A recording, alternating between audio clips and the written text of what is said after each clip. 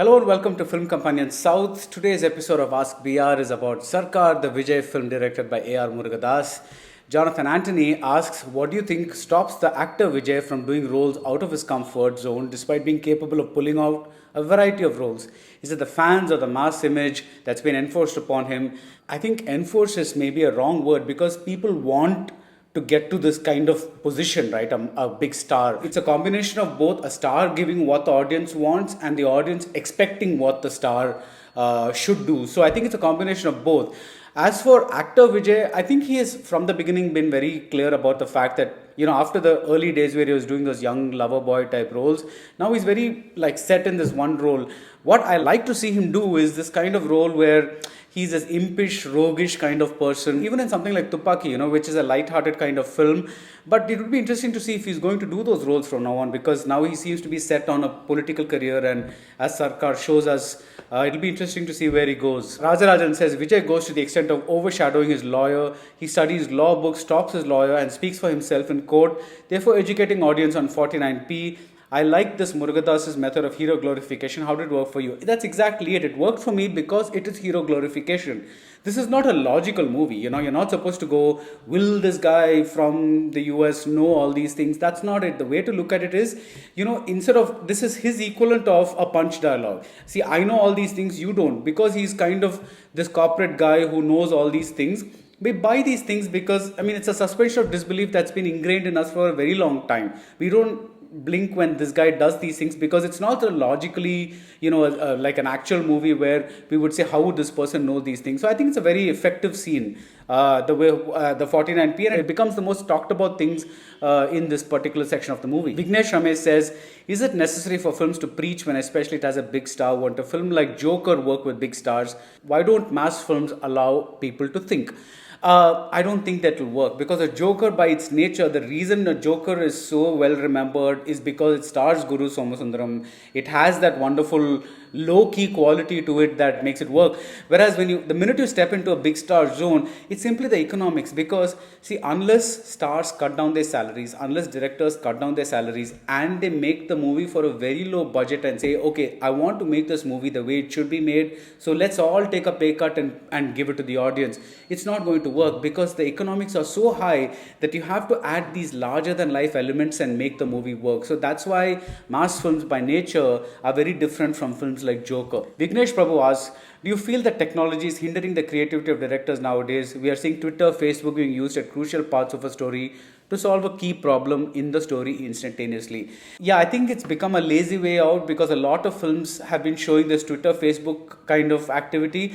But consider one thing, it also shows, if you want to show a quick way in which something needs to reach a large population, the social media is the only way. There's nothing else that can be done, right? Because you're also talking about the youth power, how they are, and the youth are always on social media. So I think it's a bit of both. Ideally, yes, we would like a fantastic new way to handle these situations, but in this particular film in Sarkar, I think the fact that he has to reach out to the youth and convey his message makes Twitter or Facebook the most ideal solution. Kiran S asks, a type of film character in which I want to see actor Vijay. I said this before. I would like to see him do the lighter roles because he does them really well. And let me tell you, actually, I'm one of the 5 or 6 people who did not mind Puli because I really saw it as a movie for kids. Like a colorful movie for kids. I don't know why so many people hated it because it was this big fairy tale like thing which was kind of all over the place. Another Vijay was fun in it,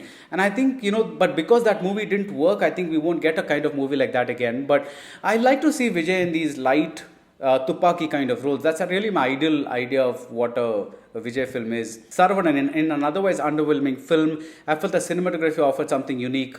Any idea why they kept showing the sun? I don't know because I mentioned this in my review. Somebody made this wisecrack that it's because it's a Sun Pictures production, they kept showing the sun. But I don't think it's that. I think it's there's a warm tone that's there throughout, and I really like the way Girish Gangadharan handled the cinematography in the sense that I don't think it's anything unique, but there's a nice unifying element throughout, where they kind of, even the, like that first fight near the blockade where the assassins come and Vijay's with those kids and all that, every time they take when he goes on the top, or even when he's below, the sun peeks out from a building, or it peeks out from between two cardboard, those barriers kind of thing. So they've taken effort to show the sun. So maybe they want to project him as the next big hope, who's going to, sustain Tamil Nadu or something like that. Hariharan says, the story gave ample space to experiment, but I felt director played it safe. He should have shown that the hero is vulnerable like in Katti, which I felt was a weak film. So yeah, I think vulnerability is a very important thing in a masala movie, because when the hero goes down, then you root for him to come up again. It's a classic Padayappa, it happens. There's one part where the hero goes down and comes up. But I think the hero is already so... he comes like this huge achiever, right? So he's always 2 steps ahead. So I felt that definitely some parts didn't work, because there was no suspense about whether or not he would get, ultimately, every hero wins at the end. But even in the middle, you didn't get powerful, counter attacks by villains that would kind of, reduce the hero. One of the things that makes Mudalvan work so much for me is that Arjun is driven to do what he does also because he loses his parents in the middle of the movie. So that's kind of a, huge personal setback that kind of keeps him going. So I think those kind of moments really add to what, a hero can do. If he can do everything, then there's no surprise and all. Like even Superman needs a kryptonite. And I don't think Vijay had enough kryptonite in this movie. Kavin Raj says, what is the use of highlighting Vijay's brother's divorce? Was expecting a twist regarding this. Yeah, actually I didn't understand it either, because the only reason I thought that was useful was it introduces Keerthy Suresh's character as somebody that Vijay already knows, because she's from that family.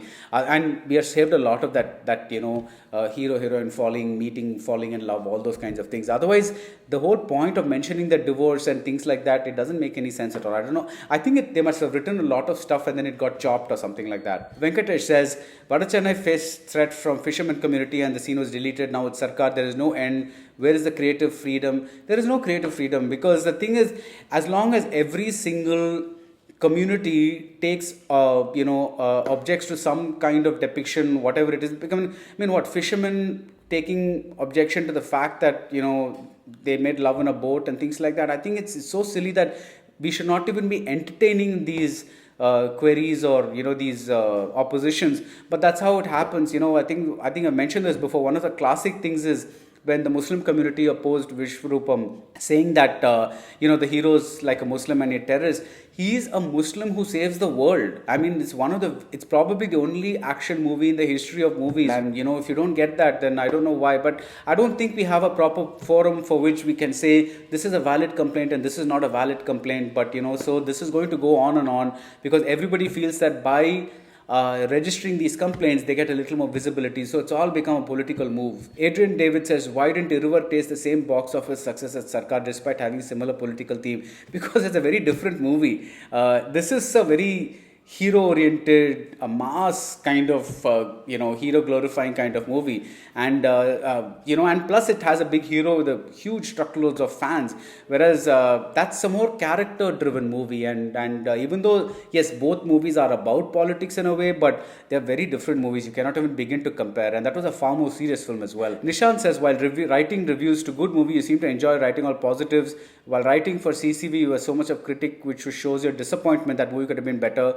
For Sarkar, you use sarcasm. Actually, for bits of Sarkar, I use sarcasm, but I don't think I really was sarcastic about the movie, because I like I said before, I didn't mind the movie. I personally, I have a huge weakness for political fairy tales in which somebody on screen comes and fixes the system. Even though I know it's unreal, but for me on screen, it's like this fantastic antidote to what's happening in real life. So I think I really like these movies, and this movie could have been much, much, much better. I don't deny that at all. But as it was unfolding on screen, I didn't mind it too much. With CCV, I think I was disappointed more because of the coming together of these various names, and I kind of expected a little more. But I wasn't sarcastic about Sarkar at all. It was more like there were little bits that I was a little sarcastic about, like the Keerthy Suresh character or something like that, but not about the movie itself. Aditya Vignesh says, do you think AR Rahman really invests himself in movies like Mersal and Sarkar? The BGM was way too repetitive for my liking. Top Tucker. I don't know if Rahman really does much of the BGM for the films anymore. I'm not sure, because the BGM is always credited to him and to Kutub-e-Kripa. So I'm not sure if he does it or they do it. But as to the question of whether he really invests himself, I think so because see, I think the Rahman that you see in these movies is a very different kind of Rahman from the one that you see in the most serious or the other kinds of movies. Like the Chimtangana song, when I first heard it, I was like, "What the hell is happening?" But I've slowly grown to like the song. I think it's his most interesting in terms of song development. The way the song is, I think it's his most interesting song since Thalli Pogade. And I think it's structurally. I think what puts me off is the words somewhat, but the way the various parts of the song come together, I think we're still seeing Rahman in a very kind of playful, innovative mode. Though I agree the rest of the songs didn't work for me, but this particular song kind of really did. Anirudh Krishna asks on Facebook, why does every commercial cinema in recent time involve a lot of cinematic liberty? I enjoyed movies like Padayappa, which is purely commercial flick, but still it stuck to a story and the conflict that it was dealing with.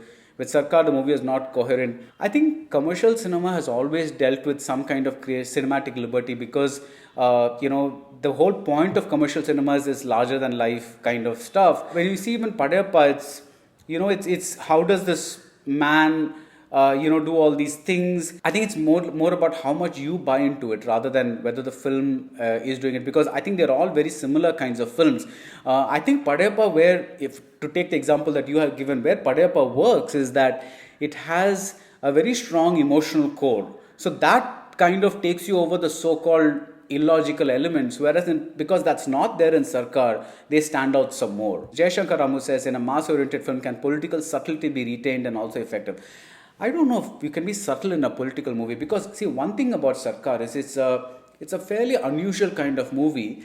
It's partly a mass hero masala movie. It's partly a propaganda film. So when you're talking about propaganda film, you usually go back to films like Parasakti and all, where you're espousing a certain kind of ideology through the screen. So when you mix these two movies, that is the mass movie and the propaganda film, I don't think you can afford to be subtle at all, because you're talking to the largest kind of number of people and you want every single one of them to take home this message.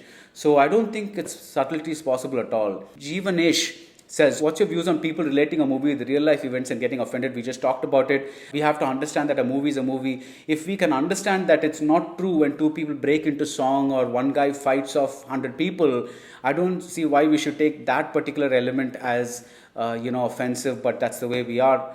Bala Nagendran asks the final question, using movies as a medium to convey or carry forward a hero's political agenda is not new, but in what way does Sarkar stand out differently compared to Mersal or Katti or MGR Vijaykant's movies? See, with MGR and Vijaykant movies, there's a slight difference because we are still talking about a pre-social media time, right? The communication was simpler.